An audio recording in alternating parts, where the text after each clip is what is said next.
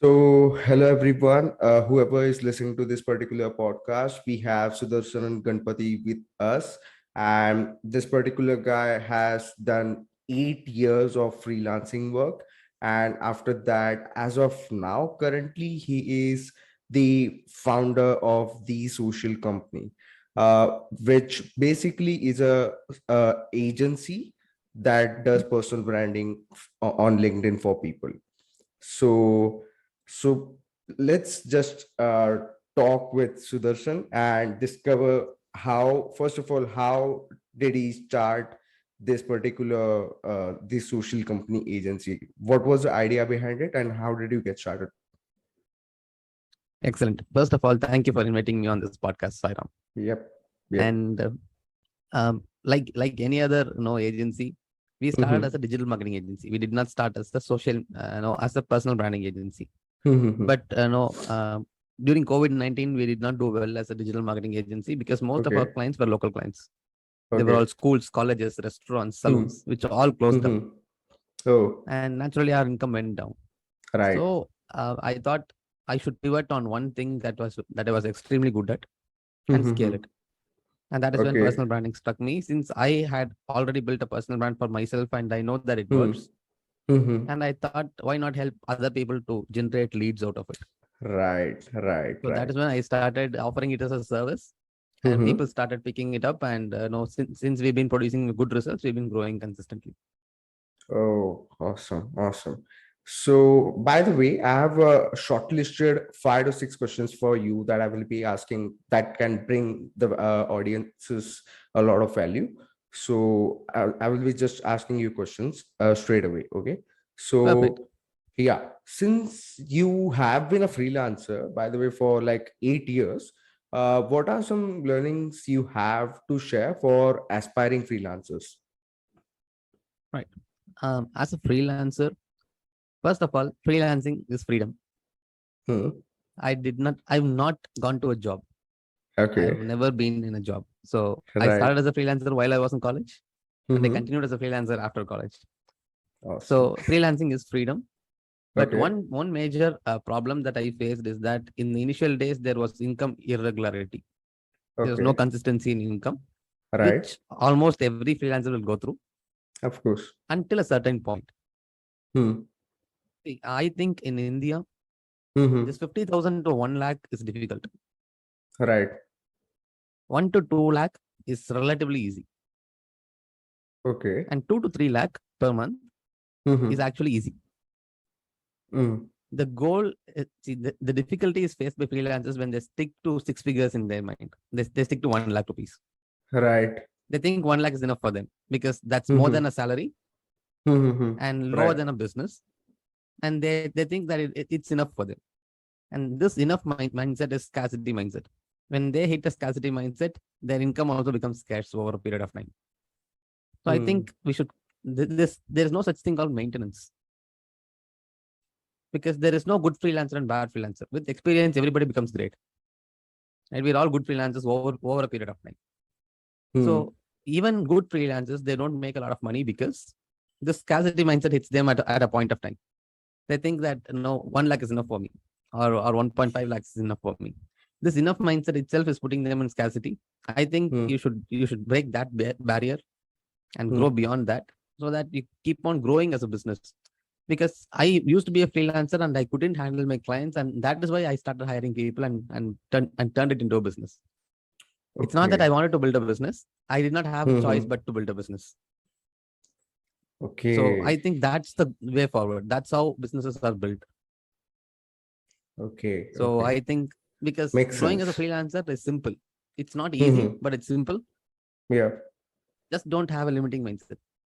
I think, Yeah. Right. Right. Right. So that's I mean, first of all, that's pretty much insightful. And like the point where you said that 2 to 3 lakh is easy, I was like, it blew my mind weirdly, because I'm like, first of all, I'm doing a job, right? So I'm like, how it is easy. So can you just like deep dive into on that particular part? right. There are not a lot of people who make a lot of money as a freelancer. Everybody makes money as a freelancer, but a lot of money as a freelancer is very, very rare. Okay. And those people are people who don't limit themselves by a limiting mindset. They don't have a roof for their income. They don't have a ceiling for their income. They don't keep a ceiling and then work for it. They work for abundance, and abundance hits them along the way. So I think we have to focus on the kind of results we are producing as a freelancer than the amount of money that we make, at least for the first 2-3 years. Focus on Of the course. results. We have a social proof. In the past 10 years, I worked with over 200 founders. And that is enough social proof for me to build a large Right. clientele after this. So, Right. and that too, in the first 2-3 years, I had built amazing social proof. I used to work at a very little cost, but produce great results. And people started loving me. And when I asked for more money, they gave me more money because they were making more money out of me. Right. Right. So Right. I think that's how you produce results initially as a freelancer. And when you build that goodwill as a freelancer, you are bound to make a lot of money. Because the greatest source of leads in my first 6-7 years was word of mouth. The reason I started building my personal brand on LinkedIn is because during COVID-19, word of mouth leads stopped because nobody had money and they were not willing to spend. Right. And that is why I started building personal brand on LinkedIn. Even without a personal brand on LinkedIn, I was making very good money as a freelancer because of the results we produce and no kind of leads we get over a period of time through word of mouth. Right. So I think making a lot of money as a freelancer is easy. First of all, this belief system has to hit people. People get stuck with this 20,000, 30,000, 50,000 rupees as a client. Right. Even if we are working with foreign clients, it's like $2,000, $3,000 per month. There are clients who are paying $5,000 per month. There are clients who pay $7,000 per month. Depends on the service that you offer. But at the end of the day, if you offer good service, people are willing to pay because people Of want their course. problem solved. When they Of come to a course. freelancer, all they want is they want to forget about that problem. Mm-hmm. They don't have to follow up. They don't have to check if the problem is solved. It is solved. Right. That's the kind of mindset they should have once they come to a freelancer. And people are willing to pay not for the service you offer, but for the time you save them. Okay. See, you're not solving a content problem. You're not solving a social media problem. You're not solving a design problem. You are solving the time problem. Right. The more the time you save for your client, the more the money you'll make. As simple as that. Right. Right. So, I mean, as of now, in this particular podcast, I'm sure that there are lots of beginners, freelancers also who are listening to this, who are basically, as of now, in the phase where they are struggling to get clients. Okay. And because of, instability during the initial phase, many of them switch to a job as it is more stable. So, what are some strategies that you can share with people so that it can help them get clients easily? Right. Yeah. Strategies to help them get clients easily. Yep. Let me break it to you. Life is difficult. Get used to it. It's Yeah. not easy. Getting clients is not easy. Yep. It's simple, but it's not easy. Right? There's a lot of work involved. And there is going to be instability in the beginning. I can guarantee that. There is actually not in the beginning alone. There's going to be instability along the journey, throughout the journey. Right. But over a point of time, it won't hit you big because you'll be making a large income. And that instability also will be a large income. So you won't feel it. But initially you will feel it because your livelihood will be dependent on it. Right. If you want to take a job and have security, please do it. Take a job and pursue freelancing as a part-time thing. Once your income crosses your salary, at least for 6 months or 1 year, you will know if you want to become a full-time freelancer. And if you're confident about the service you offer, become a full-time freelancer and start making more money out of it. Because we all have families. Let's be practical here. I'm not talking about an entrepreneurship jargon where you leave everything, start this. That does not work. See, we all have lives to live. We all have families. We have parents, wives, children. So we have a lot of things to take care of. So it's okay to take a job. Having a job is not a bad thing. It's a good thing. It's a blessing. It's a blessing in this days where you don't have to worry about food, clothing, and shelter. Period. Right.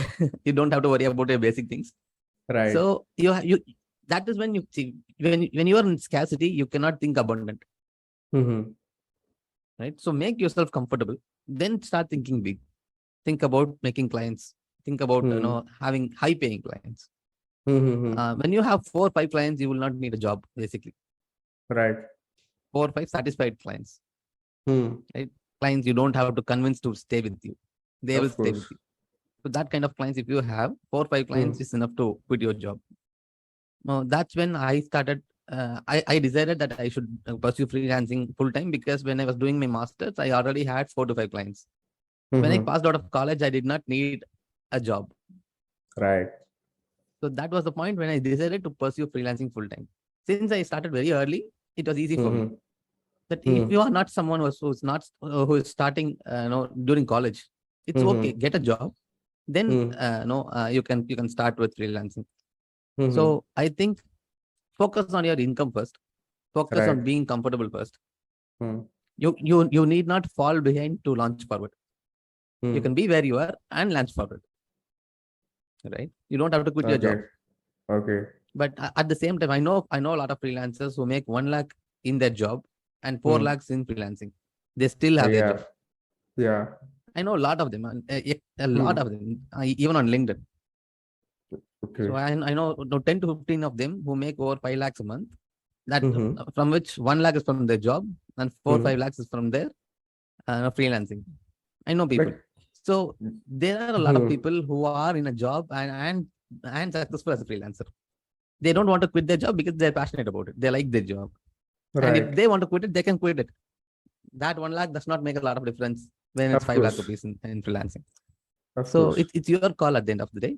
So Mm-hmm. getting clients is not easy, period. Hmm. It's going to be difficult. It's going to be challenging. It's going to be Mm-hmm. difficult in the beginning. Over a period of time, Mm-hmm. you'll get used to it. You know a few things. You would have learned a few things along the way. You know how to talk Mm-hmm. to clients. You know how to close deals. Mm-hmm. Because closing deals was very difficult for me in the beginning. I did not know how to close deals. I would explain them everything, but I will not close the deal in the call. Okay. Okay. I used to have that problem. I was not a good salesman then. Hmm. I've become a great salesman now. So that becoming part is what is going to change you over a period of time, and that is what is going to make you Hmm. grow as a freelancer. Right. And like when it comes to salesmanship, how how did your like social profile that you have as of now, your LinkedIn, your personal branding, how did that help you in closing clients? Like, did that have some sort of impact when it came to closing clients? Yes, of course. Building a strong personal brand for yourself Hmm. um, will make it easy for you. You Hmm. will not have competition. Competition will be very, very less when you have a Right. strong social presence. Hmm. And people don't ask for proofs from me. They don't ask to send proofs. Right. It's very rare. Very rarely people ask for case studies. So Hmm. most of them don't even ask for case studies. They already trust me because I have a strong personal brand. Right. Believe in something, guys. Being a product of your product is the number one social proof. Being the product of your product. I sell Hmm. personal Hmm. branding as a service. It's Hmm. mandatory for me that I am a personal brand myself. Hmm. If you are selling content as a service, Hmm. your content on social media should be so good. If you sell design as a service, your design on social media should be so good, right? So it's about Right. you. It's about how you do it. So Hmm. if you are not a product of your product, it's going to be very difficult for you to sell it to your client. So become the product of your product. Take some time, invest a lot of time Hmm. into yourself, your social pages, your personal growth, and then show it to your clients. And they'll be very happy to see it, because Yeah. when they know that you can solve a problem for yourself, you can solve a problem for others too, because it's the same Right. problem. So that's Hmm. enough social proof, I guess. Because initially, if you don't have a lot of clients to show for, if you don't have a lot of case studies to show for, being a Right. product of your product itself will do.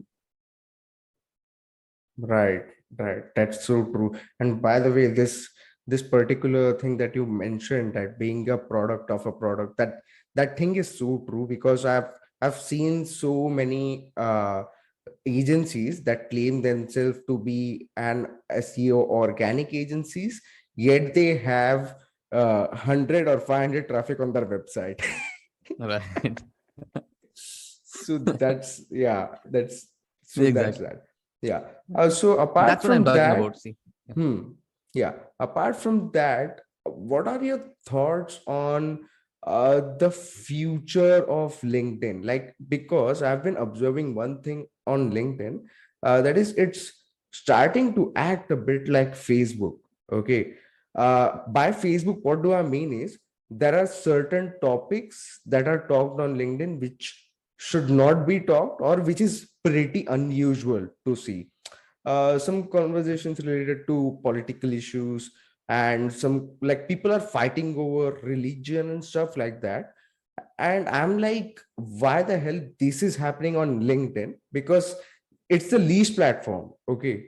So, and apart from that, the the laughing emoji has been introduced, and now the Instagram feature is introduced as well, the pin Pin comment common. feature. Yeah. Yeah. So all of these things are happening here. And apart from that, the audio thing is also here attached, right? The Clubhouse feature that Yep. Yep. Facebook got, that happened. Yeah. And after that, now LinkedIn. So after seeing all of this, I'm like, what do you think will be the future? Like, LinkedIn would be Facebook 2.0, or what is it? Uh, you're actually right. LinkedIn is becoming a bit like Facebook. And no, if you Yeah. look at history, if we want to know what is going to happen in the future, I think we should Yeah. look backwards. We should look at the Right. history too. Right. And LinkedIn has gone through a lot of transition before. Mm-hmm. LinkedIn becoming a part of Facebook, becoming like Facebook, is not new. This has been a conversation for a while now, for over a decade now. Right. Right. Um, Conversations that are not supposed to happen on LinkedIn happen on LinkedIn, and somehow these people somehow eventually fade away. They don't Of course. have a large place on LinkedIn because they don't Hmm. understand LinkedIn. Mm-hmm. People who grow on LinkedIn keep on growing on LinkedIn because they know how LinkedIn works Of and course. what kind of content has to be produced on LinkedIn. Hmm. LinkedIn is going to stay a professional platform, but the kind of content that the professional people consume is Mm-hmm. is actually changing. Professional Right. people like fun in content while they Yeah. learn, Hmm. right? Mm-hmm. We all like fun. When we learn, if it's if we learn it with fun, we'll never forget it. So that's how it's going to be. So Right. now I see a lot of memes that's Hmm. going around Yep. on SEO, on Yeah. content, on design. I see a lot of Yeah. memes going around, which is funny Yep. and educational at the same time, Mm-hmm. which also makes that creator very creative, Mm-hmm. and it helps them get clients, obviously, because they're very creative. Right. And that's what no LinkedIn is going through now. And Mm-hmm. no by the mid of next year, at least 60% of LinkedIn's feeds will be videos, and that's already well known. Right. Right. Yeah, so it is already happening. Video Hmm. content will grow on Yep. LinkedIn, Yep. That's and true. podcast kind of this kind of content will grow Yep. on Yep. LinkedIn. Yep. Yep. So that's the eventual path Hmm. forward for LinkedIn. Last Hmm. year, till the mid of last year, long form content worked beautifully on LinkedIn. After Right. that, images started working very well on LinkedIn, or short form content started working very Hmm. well. Hmm. Hmm. Now it's images and videos. Hmm. So eventually it will turn to videos, Right. because LinkedIn is slowly becoming a visual platform. It's not Hmm. just a text platform; it's a visual platform. So Hmm. visually, if you can be appealing to your audience, you will grow. Right. Right. Be it images or videos. For now, Hmm. so And LinkedIn becoming the next Facebook? I don't think so. I don't yeah. think that it's entirely becoming Facebook. Hmm. It might become like Facebook over a period of time on one thing, which is organic growth. See, Right. organic growth eventually fades out, Yep. right? It will definitely fade out. Yep. But Yep. this is the time to tap on that organic growth. Now Yeah. it has unlimited organic reach. So somehow Yep. use it and tap on it and grow with it, Yep. because you will never know when it will go out. Hmm. Exactly. Exactly. So yeah, And apart from that, as of now, well, the amount of creators that are on LinkedIn is pretty less in compared to the consumers. So it's yeah, basically yeah, because of the supply and demand, the yeah, organic reach is intense as of now. And people, exactly. I mean, I still remember there was one particular content format where I kept on experimenting on LinkedIn, and I came onto it, which was carousel format. carousel format, I was like, damn, this is great, because I remember I had just 200 followers during that time on LinkedIn, Hmm? and I used to get 16,000 impressions. Wow. So that's like eight times Yeah. literally. And I was like, okay, I know this format works the best. So I'm like, how can I get the most out of it? So I Yeah. started just creating carousel format during that particular period of time. And Excellent. like for the entire week, what I saw is 16,000, 14,000, 12,000, fifteen Yeah. thousand. This is back to back results. Okay. Yeah. So I'm like, damn, this is some another level. I don't understand why people are not doing it. So coming to the next point, as you know that there are pretty less creators as of now, and even you know there are immense opportunities. Why do you Yes. think people are not creating content on LinkedIn?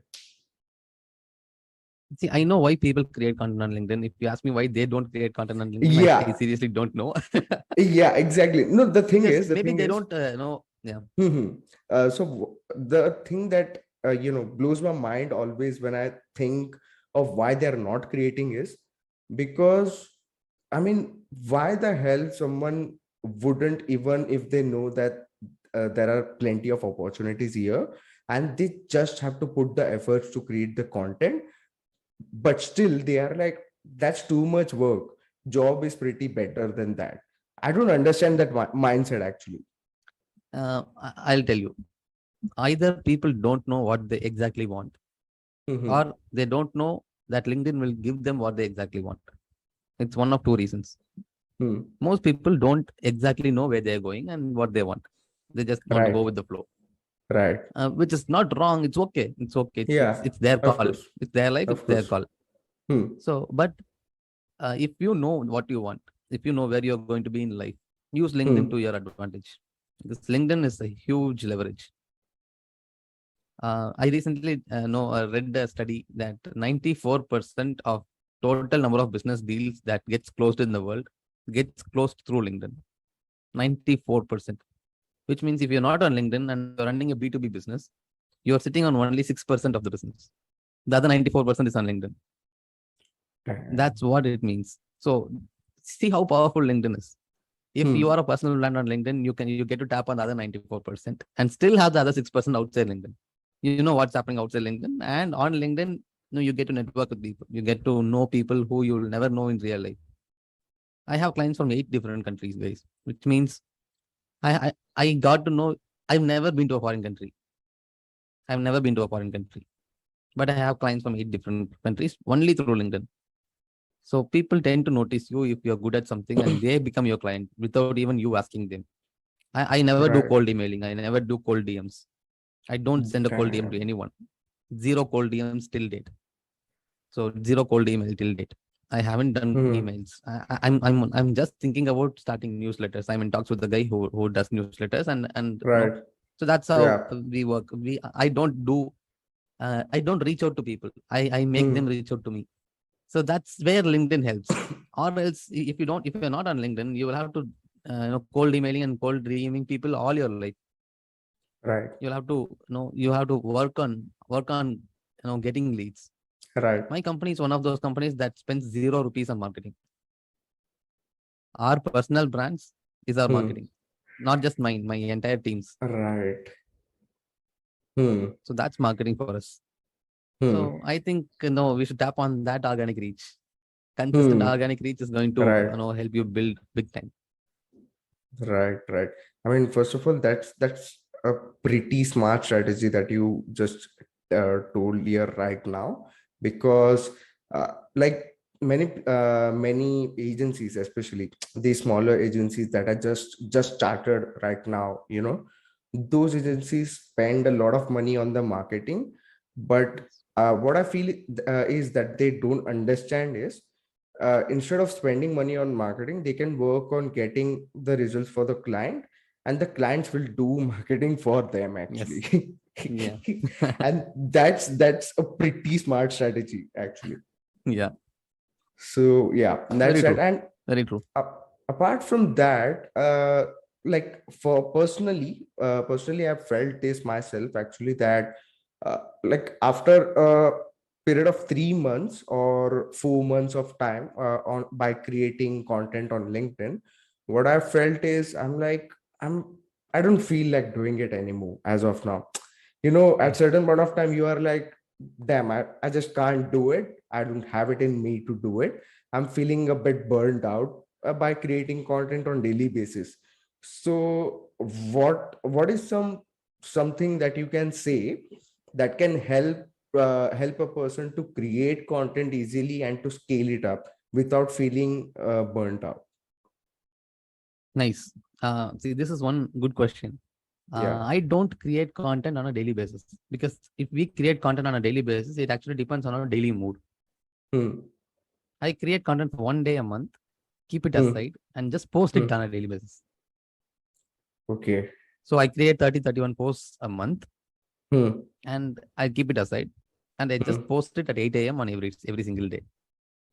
I'm consistent with posting, but not consistent with creating. And you don't have to be Hmm. consistent with creating. You just have to be consistent with posting, right? Right. So now and then when a trend comes up, I'll create something about it. For example, Right. no, now, for example, we got a new president. Hmm. I Hmm. had Hmm. to post something about it. So I posted on Right. that day. Hmm. But Hmm. does not mean that I should have created it no long ago. But I Right. usually have 30, 31 posts lying around. Hmm. Hmm. Now I have 70, 75 posts lying around, because sometimes Hmm. when I think of something, I'll get a content out of it. I'll note it down and keep it aside. Hmm. Hmm. And I have a repository of content from which I can choose and post something on a daily basis. Right. So I think you cannot depend on your mood to create content. That is when you Hmm. start feeling burnt out. But if you Right. take like half a day on a weekend, sit Hmm. Hmm. and create content for the entire Right. month, Hmm. you won't feel burnt out, because I do it listening to songs. I do it watching a movie. Somehow Hmm. create content, and I Hmm. keep it aside. Then when I post it, I simply edit it here and there, make Hmm. a Hmm. carousel or a image out of it, and I post it. Right. And that's going to be easy for you, because you don't have to depend on your mood to create content, because you will be Hmm. feeling good one day, feeling bad another day. The day you are feeling bad, you will Right. not create content. Exactly. And that is where your consistency gets hit. Hmm. I've been posting at least one post on my LinkedIn every single day since April 1st of 2021. Okay. So every single day I've been posting a post, posting at least one Hmm. post from Hmm. April 1st of 2021. Hmm. So which means it's been 1.5 years now. So 1.5 years, Hmm. I've not missed a day. Right. Not because I create content on a daily basis, not because I Hmm. feel good on a daily basis to create content. I create Right. content and keep it aside and post it every single day. Hmm. Hmm. Hmm. So I think that's the best strategy to follow. When you want to be consistent on LinkedIn, this is the strategy to follow. Right. And Right. then, and the second reason why people don't want to take it forward is because they don't know where they're going with their content. Of course. No, I when started, I usually start with the end in mind. I Hmm. know where I am going, or I Hmm. don't start at all. Right. So I start things with a purpose. Hmm. Hmm. So when I knew that I was going to offer personal branding as a service, I knew that I had to build a personal brand for myself. Hmm. So I knew it. So when you Right. know it, you do it. When you don't know it, Hmm. you will somehow lose interest and lose focus in it. And Right. it's okay to lose focus in it. And if you don't know what you're going to do, but figure out what you're going to do over a period of time. It's okay. It's okay to lose Hmm. consistency. It's okay to not consistently create content. But Right. until you figure out, you're going to be not consistent. See, when you love what you're doing and when you know where you're going, you will be Right. consistent. Nobody will have to tell you to be Hmm. consistent. Yep. Yep. So That's true. find something that you love or know where you're going. And Hmm. until you go there, you'll be consistent. And make sure Hmm. that where you're going is exciting. Right. Right. Because there are only That's. two ways to be consistent, guys. The first way is to love what you're doing so much that the results don't matter. Hmm. Or love the results so much that the work ethic does not matter. Right? There are Hmm. only two ways. So it Hmm. could be any of those two ways. Hmm. But find it. Right. So the last question that I'm going to ask you is, as you are the founder of the social company, okay, which is an agency that helps build personal brand for business founders, CEOs, and basically the decision makers of the company. How important do you think is for a founder to have a personal brand? Like what's the key benefit that a business gets if a founder has a personal brand? Excellent. So I think we are in an age where people would want to put a face to a brand. Yeah. All even big brands have faces today Mm-hmm. because that's the era we are in now, Mm-hmm. right? And for small businesses, it's no different. We have to have a face for the brand. And three Hmm. things should happen on a business on a consistent basis, Hmm. especially a startup. The first Hmm. is raising. Fundraising is a eventual. It's a it's a perpetual process. It has to happen over and over again. Mm-hmm. And creating sales Yeah. is the second kind of it is the second thing that should happen on a perpetual basis over and over again. Right. And hiring. Right. Hiring is a Right. perpetual process. It has to keep on happening. So these three Right. things become easy with LinkedIn, Hmm. because when you raise funds, people Right. who invest, angels and VCs, they don't invest on the Hmm. business alone. They invest on the founder. Mm-hmm. People invest on people, not just on businesses. So when Right. they know what you stand for and what your value system is through your content, they Hmm. will build trust on you and they will invest on you. Mm-hmm. And when you talk about your company culture, when you talk about your business, about the problem you're Hmm. solving, people get inspired by you and they will want to Mm-hmm. work for you. So hiring becomes easy. Right. I've hired almost 95% of my team through LinkedIn, Mm-hmm. right? And the third one is sales. If you are in a B2B business, sales becomes so easy on LinkedIn. Just like I told Right. you now, I generate around 150 to 200 leads on a monthly basis, Mm-hmm. organically inbound, Damn, which that's makes sales so easy. You choose your hmm. clients. So that's the Right. point you will be in. So Hmm. all three becomes easy. Running a business becomes easy if you have a strong personal brand on LinkedIn. So a founder must have a personal brand on LinkedIn. My company Hmm. page has 1,000 to 2,000 followers. I have 30,000 followers. Right. Right. Right. It's not just for me. Even for very Hmm. big founders, like Tesla has 2.2 million followers. Elon Musk has Hmm. 165 million followers. So see the Right. difference. So that's how it's going to be. That's the future. You have to have a Hmm. personal brand. Right. Whether on LinkedIn, if you are in a B2B business, have it on LinkedIn. If you're in a B2C Hmm. business, have it on Instagram and Twitter or Facebook. It's about you. You Hmm. figure out where you want to have a personal brand, but do have a personal brand. And if you are raising funds, please do have a personal brand on LinkedIn. It's going to Hmm. make the fundraising journey so easy, and it's Right. going to make the next few rounds so easy. Because some Hmm. people raise funds in the pre-seed level, then they Hmm. get stuck about raising funds in seed and series A. They Hmm. will not know how to raise funds because Hmm. they don't know people, or people don't know them. Hmm. People should know you. People will want to be a part of your business, and only LinkedIn will help you do it. So have a Right. personal brand on LinkedIn. Awesome. So, well, thank you so much for doing this. And it was really a value bomb for people whoever will be listening to this. And so, well, and by the way, people who really loved this particular video and want to learn more about Sudarshan and Ganpati, make sure they go to his LinkedIn and follow him, as he provides valuable content on daily basis. So thank you everyone for listening to this, and thank you Sudarshan for doing this with me. It was Thank really you so much pleasure for to have inviting me, you. Sairam. Yep, yep, Thank you yep. so much It's for a inviting me. pleasure. Cheers. Yep, yep. Thank you, man.